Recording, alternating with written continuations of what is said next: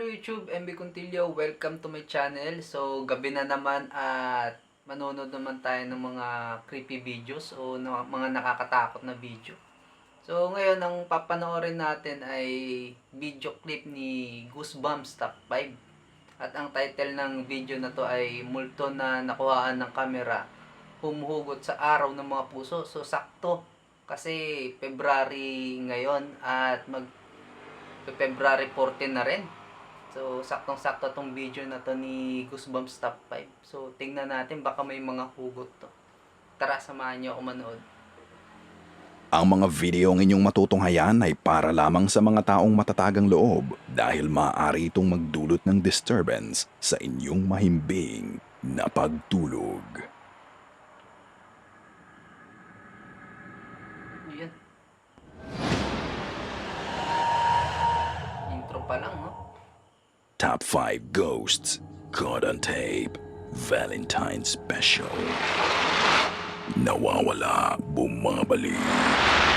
Nalalapit na ang araw na Kulayan mo yun, unang video pa lang may pahugot na agad. ang mga puso ka-goosebumps, kaya naririto na naman kami upang maghatid ng kabog sa iyong dibdib at magpatayo sa iyong mga balahibo. Kung mag-isa ka ngayon, Ano yun? Ano yun? Kala ko kung ano yung magpapatayo, balahibo lang pala. Mabuti yung klaro, di ba guys? baka ang mga videos na ito at hindi pag-ibig ang magpabilis sa tibok ng iyong puso.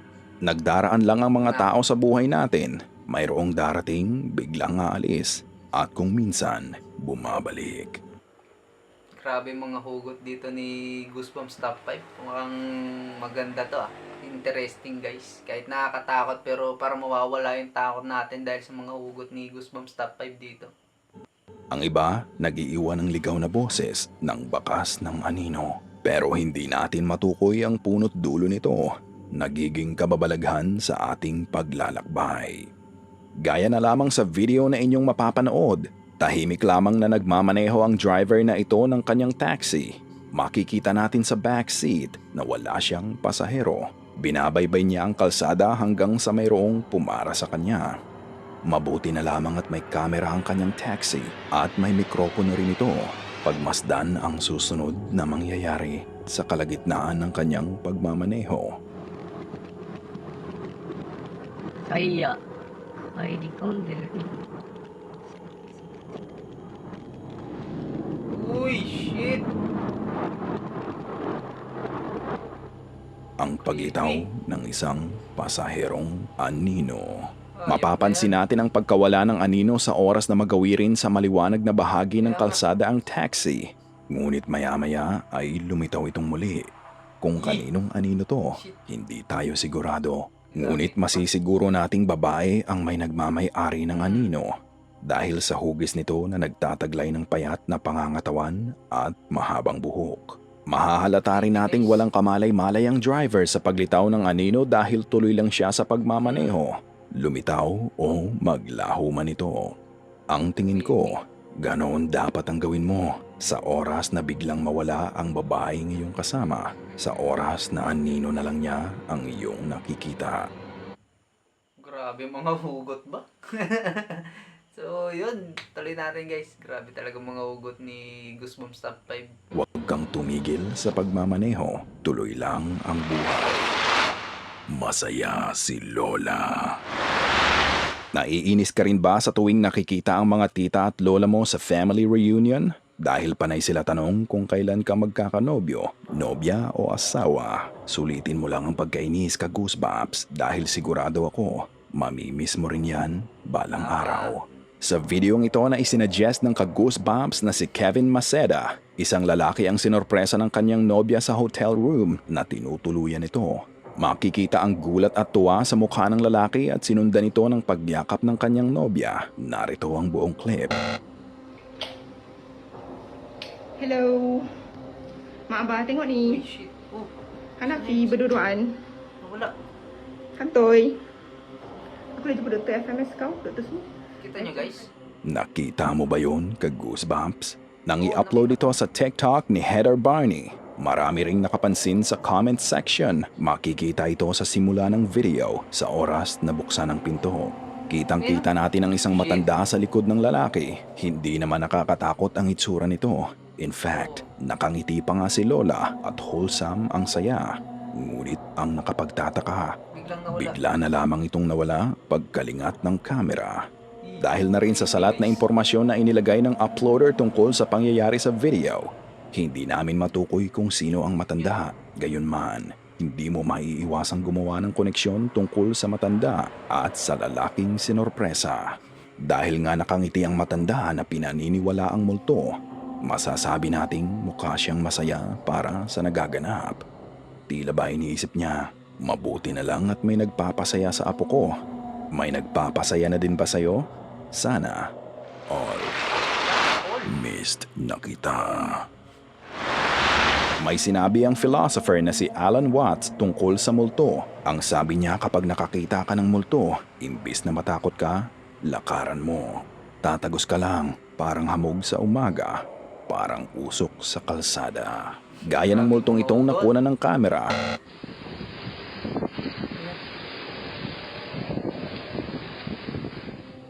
Ayon sa uploader at redditor na si Environmental Cover 87, madaling araw na mag-notify ang phone ng kanyang ate na mayroong motion na na-detect ang kanilang security camera sa kanilang garahe. At ito na nga, nang i-review ang footage, kitang-kita ang pagdaan ng isang figurang animo gawa sa Ginagawang tiktokan talaga ng mga multo yung mga CCTV guys, no?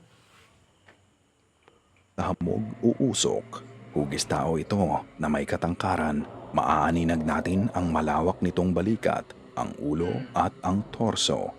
Ngunit malabong maaninag ang ibabang bahagi ng katawan. Mukhang hindi ito naglalakad gamit ang mga binti, kundi nagpapalutang-lutang lang rin sa lupa. Masdan kung paanong bigla itong naglaho, parang tinangay lang rin sa hangin. Ganyan lang rin naglaho ang mahal ko sa akin. Alam mo, missed ko na siya. Pero pag nagmulto ang kanyang alaala, dadaanan ko lang. Lalagpasan ko lang. Multo lang siya. Tao ako. Sa kusina, nagwala. Ang mapapanood ninyong video ay ini-upload sa YouTube ni Rick Jess noong February 1, 2021, kung saan isang Pranses na babae ang nakasaksi ng poltergeist activity sa kanyang kusina. Tignan ang buong clip. Uy. Legit yan. Legit yan. Oh, ulog. C'est vraiment pas drôle. Pagpasok sa kusina, maririnig nating hinahanap ng babae ang kanyang ina. Ngunit ang sumalubong sa kanya, ang pagbubukas-sara ng kitchen cabinet ng mag-isa. Napatili pa siya nang tumalsik palabas ng kitchen cabinet ang isang plastic cup at dito nagsunod-sunod ang paggalaw ng iba pang mga gamit sa kusina. Sa dulo ng video, makikita pa natin ang paglutang ng isang bagay palabas ng isa pang cabinet. Tuloy-tuloy na rin ang paghagulgol ng babae. Kita nyo guys, oh. Talagang nakalutang, kusang lumabas. Imposible talaga na may tali yan guys. Kitang-kita naman, galing sa loob ng rep. Tapos bigla na lang lumabas ng ganyan na lumulutang.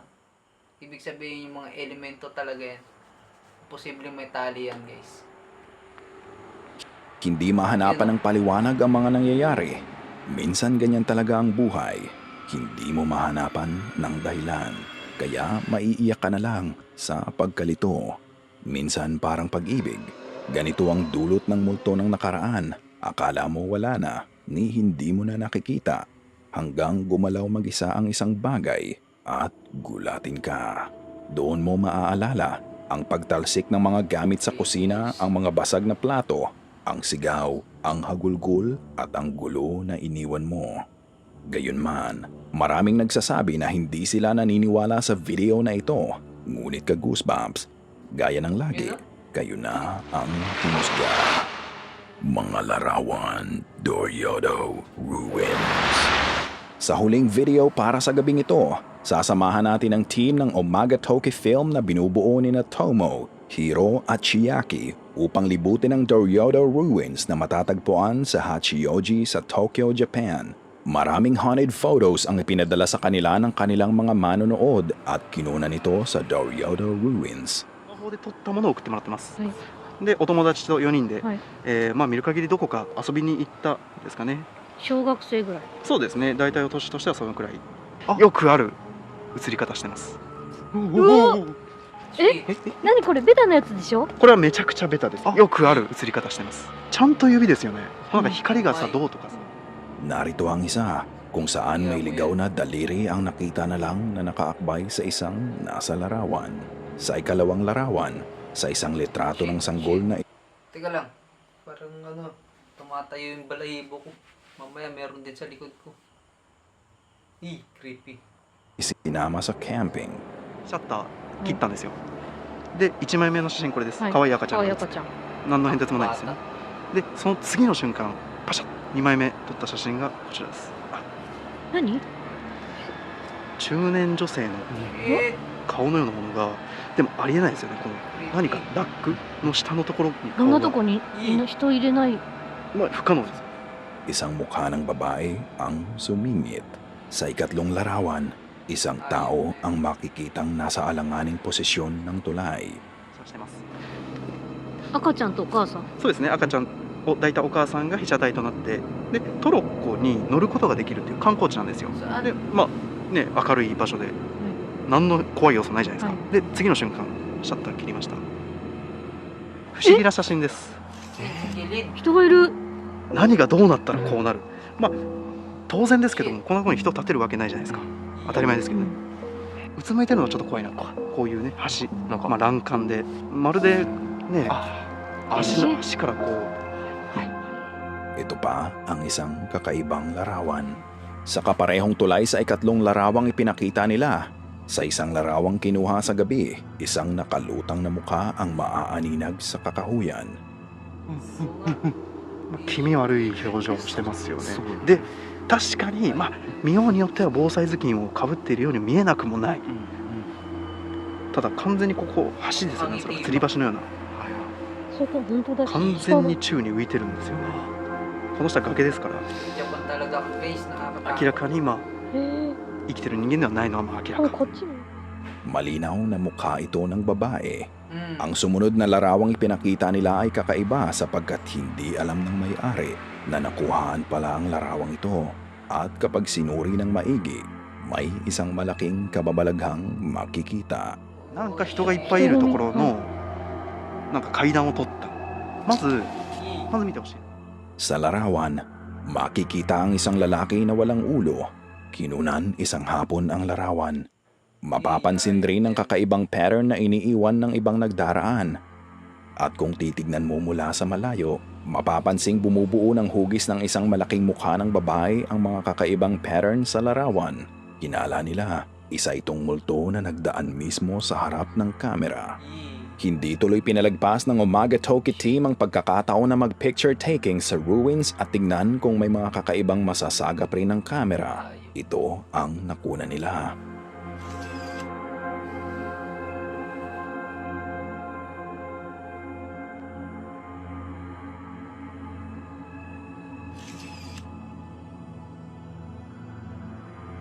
Walang mali sa unang larawang kanilang nakuha. Wala ring mali sa ikalawa. Ngunit sa ikatlo,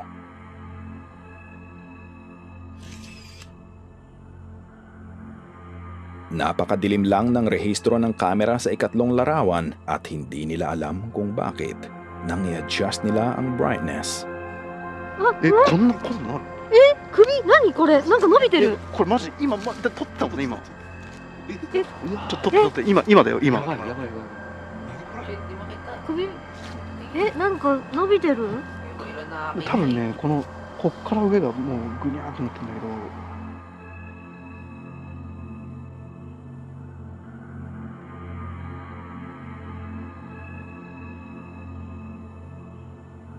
Yan. Wait, lady? Nagiba ang itsura ng estatwa. Makikitang humaba ang leeg nito at may pulang marka. Bakas ba ito ng dugo? Pinag-iisipan ng Umaga Toki team kung galing lang ba ito sa camera shake. Ngunit saan galing ang pulang marka? Narito ang pinagtabi-tabing mga litrato. Creepy. Ano sa tingin mo ang paliwanag dito? Kayo na ang humusga. 普通本当に Creepy.